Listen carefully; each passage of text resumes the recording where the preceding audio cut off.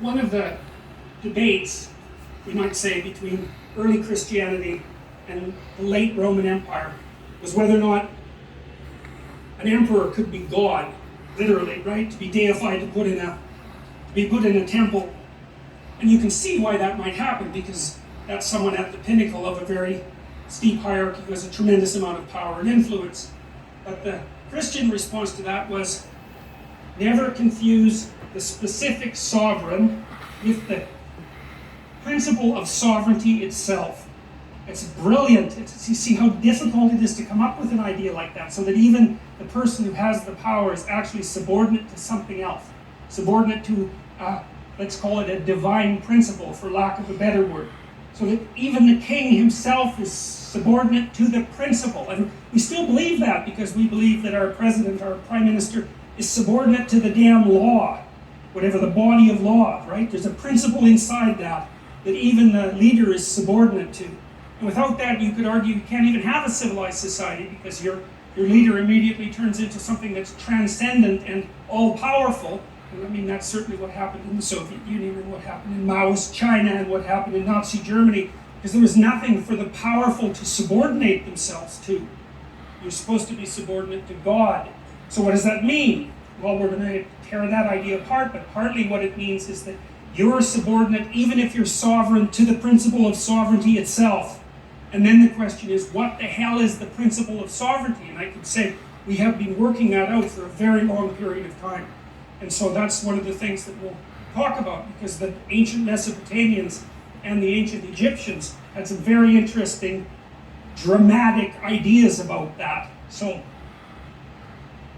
just for example, very briefly, there was a deity known as Marduk.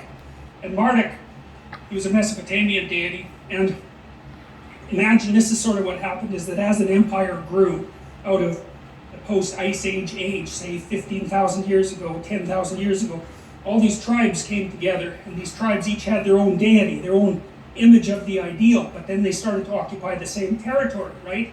And so then one tribe had God A and one tribe had God B, and one could wipe the other one out, and then it would just be God A who wins. But that's not so good, because, well, maybe you want to trade with those people, or maybe you don't want to lose half your population in a war, something like that. So then you have to have an argument about whose God is going to take priority, which ideal is going to take priority. And what seems to happen is that's represented in mythology as a battle of the gods in sort of celestial space, but from a practical perspective, it's more like an ongoing dialogue. You believe this, I believe this. You believe that, I believe this. How are we going to meld that together?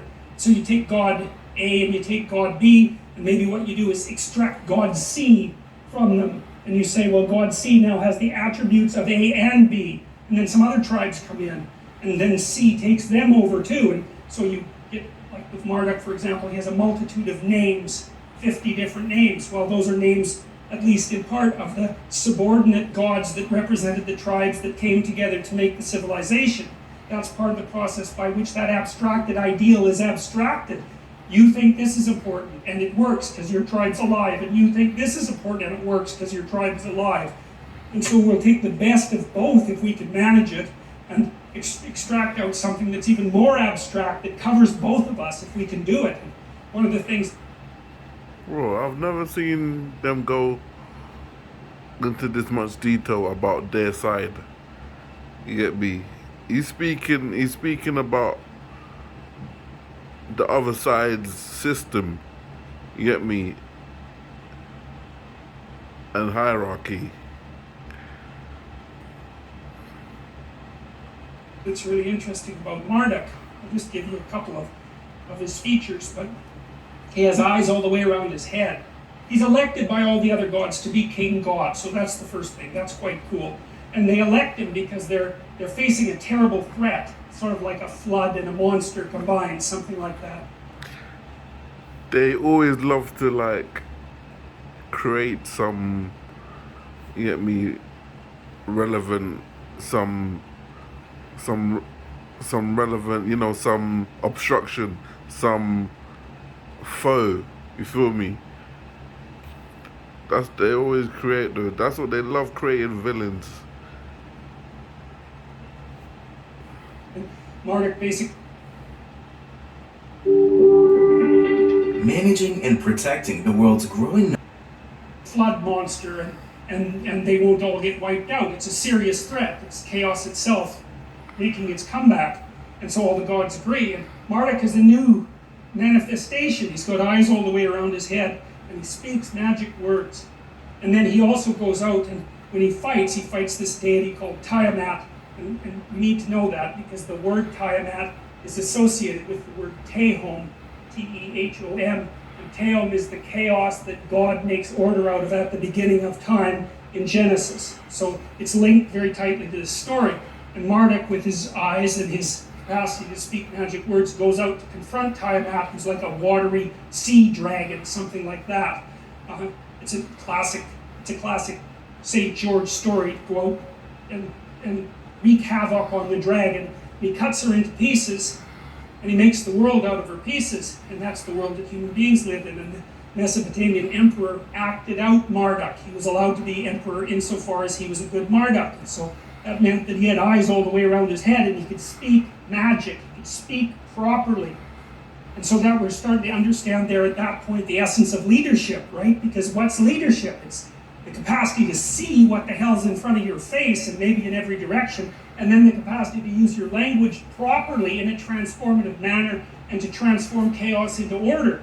And God only knows how long it took the Mesopotamians to figure that out, and the best they could do is dramatize it, but it's staggeringly brilliant. You know, it's by no means... They go on like it's an old story. They're enacting, you get me? It's happening now, you feel me? Man's battling that creature now.